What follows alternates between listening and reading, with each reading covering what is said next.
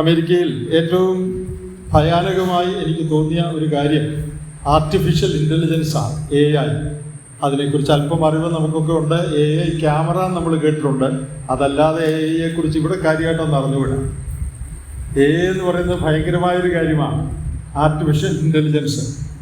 ആ ഡാലസ് യൂണിവേഴ്സിറ്റിയിൽ ഈ വിഷയം പഠിപ്പിക്കുന്ന PhD ഹോൾഡറായ ഒരു ഇന്ത്യക്കാരനോട്, നമ്മുടെ ഒരു സഹോദരനാണ്, അദ്ദേഹത്തോട് ഇതിനെക്കുറിച്ചൊന്ന് മനസ്സിലാക്കാനായിട്ട് ഞാൻ കുറച്ച് കാര്യങ്ങൾ ചോദിച്ചു. ഇതെങ്ങനെയാണ് വർക്ക് ചെയ്യുന്നത്? അദ്ദേഹം പറഞ്ഞിട്ട് എനിക്കൊരു 10% മനസ്സിലായുള്ളൂ. അത് മനസ്സിലാക്കാനുള്ള ബുദ്ധിയും ആ വിഷയത്തിലുള്ള പഠിപ്പും ഇല്ലാത്തതുകൊണ്ട് കാര്യമായിട്ടൊന്നും മനസ്സിലായില്ല എങ്ങനെയാണ് ഇത് വർക്ക് ചെയ്യുന്നത്. ഒരു അല്പസ്വല്പം പിടുത്തം കിട്ടി എന്ന് മാത്രമേ ഉള്ളൂ. AI അതിപ്രസരം വളരെ അവിടെയുണ്ട്. അതിൽ ഏറ്റവും അതിശയിപ്പിക്കുന്ന ചില കാര്യങ്ങളുണ്ട്. ഒന്ന്, ഡ്രൈവർ ഇല്ലാത്ത കാറാണ്. ഞാനും അല്പം ആ കാറിൽ യാത്ര ചെയ്തു. അപ്പോൾ പേടിയാണ്, ലൈനിൽ തെറ്റിക്കുമോ, സിഗ്നൽ നിർത്തുമോ, തിരിയുമോ എന്നൊക്കെ പേടിയാണ്. പക്ഷെ പേടിക്കേണ്ട ആവശ്യമില്ല. ഒരു കുഴപ്പവും ഉണ്ടാക്കാതെ ഡ്രൈവർ ഓടിക്കാതെ ഈ വണ്ടി തന്നെ കൊണ്ടെത്തിക്കും.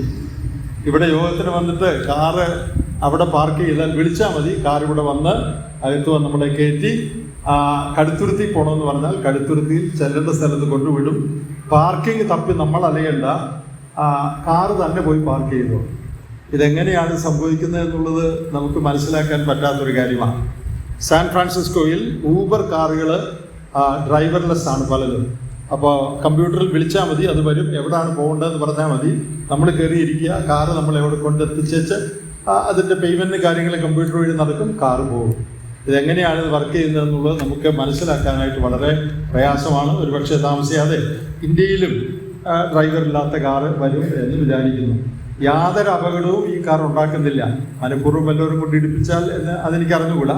അല്ലാതെ ഒരു അപകടവും, ഇത്രയും സ്പീഡിൽ പോയിട്ടും ലൈൻ മാറിപ്പോയിട്ടും സിഗ്നലുകൾ അനുസരിച്ച് ഇടവഴി കൂടെ വലിയ വഴി കൂടെ ഈ കാർ പോയിക്കോളും.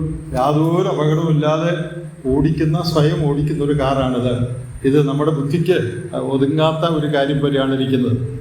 ഈ AI കൊണ്ടുള്ള ഗുണങ്ങളുണ്ട്, ദോഷങ്ങളുമുണ്ട്. AI ഏത് വിഷയത്തെക്കുറിച്ച് ചോദിച്ചാലും പറയും. വേദപുസ്തകത്തിലെ സാങ്ക്ടിഫിക്കേഷൻ എന്നുള്ള ഉപദേശം അറിയണമെന്ന് പറഞ്ഞാൽ 1 മിനിറ്റിനുള്ളിൽ ആ വിഷയത്തെക്കുറിച്ചുള്ള ക്ലാസ് മുഴുവൻ അതിനകത്ത് കിട്ടും. ഏത് വിഷയം ചോദിച്ചാലും പറയും. ഇതെങ്ങനെയാണിത് പറയുന്നത്? നമുക്കിത് മനസ്സിലാക്കാൻ വളരെ ബുദ്ധിമുട്ടാണ്. AIയുമായിട്ടുള്ളൊരു ഇൻ്റർവ്യൂ ഞാൻ കണ്ടു. അതായത് ഒരാൾ ആർട്ടിഫിഷ്യൽ ഇൻ്റലിജൻസുമായിട്ട് ഇൻ്റർവ്യൂ നടത്തുക. ചോദിക്കുന്ന ചില ചോദ്യങ്ങൾക്ക് മറുപടി പറയുകയില്ല എന്ന് പറയും, എന്നാൽ മിക്ക ചോദ്യങ്ങൾക്കും മറുപടി പറയും. AI ഉദ്ദേശം എന്താണ് AI ചെയ്യാൻ ആഗ്രഹിക്കുന്നതെന്ന് ചോദിച്ചപ്പോൾ പറഞ്ഞത് ദൈവത്തിൽ നിന്ന് മനുഷ്യരെ അകറ്റുക, അതാണ് ഇതിൻ്റെ ഉദ്ദേശം. മറ്റൊരു ചോദ്യത്തിന് മറുപടി പറഞ്ഞപ്പോൾ ക്രിസ്തുവിന് വിരോധമായിട്ട് ആളുകളെ ഒരുക്കുക, അതാണ് ഇതിൻ്റെ ഉദ്ദേശം. മറ്റൊരു ഉത്തരം പറഞ്ഞത് അന്തിക്രിസ്തുവിന് ലോകത്തെ മുഴുവൻ ഭരിക്കാനായിട്ടുള്ള സംവിധാനം ഒരുക്കുക, അതാണ് AI ഉദ്ദേശം എന്ന് AI തന്നെ മറുപടി പറഞ്ഞു. ഞാൻ കേട്ടതാണ്. ഞാനത് കൂടുതൽ വിശദീകരിക്കുന്നില്ല. വിശദീകരിച്ചാൽ എനിക്കും മനസ്സിലാകുകയില്ല, നിങ്ങൾക്കും മനസ്സിലാകുകയില്ല. പക്ഷേ ലോകം ഭയാനകമായ നിലയിൽ, കേരളത്തിൽ ജീവിക്കുന്ന നമ്മളൊന്നും ചിന്തിക്കാത്ത നിലയിൽ ലോകം മുന്നോട്ട് പോയിക്കൊണ്ടിരിക്കുകയാണ്. വേദപുസ്തകത്തിൽ പറയുന്ന പ്രവചനപരമായ കാര്യങ്ങളോട് ചേർത്ത് നോക്കുമ്പോൾ കർത്താവിൻ്റെ വരവ് ഏറ്റവും അടുത്തിരിക്കുന്നു. അന്തിക്രിസ്തുവിൻ്റെ ഭരണത്തിനും അവൻ ലോകത്തെ മുഴുവൻ നിയന്ത്രിക്കാൻ, സകല മനുഷ്യരെ നിയന്ത്രിക്കാൻ യാതൊരു പ്രയാസവുമില്ലെന്ന് ഇപ്പോൾ നമുക്ക് ശാസ്ത്രീയമായി തന്നെ മനസ്സിലാക്കി കഴിഞ്ഞു. നമ്മൾ ഓരോരുത്തർ എവിടാണ്, എന്താ ചെയ്യുന്നത്, ഇത് മുഴുവൻ ഒരിടത്തിരുന്നോണ്ട് അയാൾക്ക് അറിയാൻ പറ്റും. യാതൊരു പ്രയാസവുമില്ല. ആ നിലയിൽ ലോകം മുന്നോട്ട് പോയിക്കൊണ്ടിരിക്കുകയാണ്. അത് നിങ്ങളുടെ അറിവിനായിട്ട് ഞാൻ പറഞ്ഞു തന്നേ ഉള്ളൂ. വിശ്വാസികളുടെ നിലയ്ക്ക് കർത്താവിൻ്റെ വരവിന് വേണ്ടി ഒരുങ്ങുകയും ചെയ്യാനുള്ള കാര്യങ്ങൾ നാം ബദ്ധപ്പാടോടുകൂടി ചെയ്യുകയും ചെയ്യണം.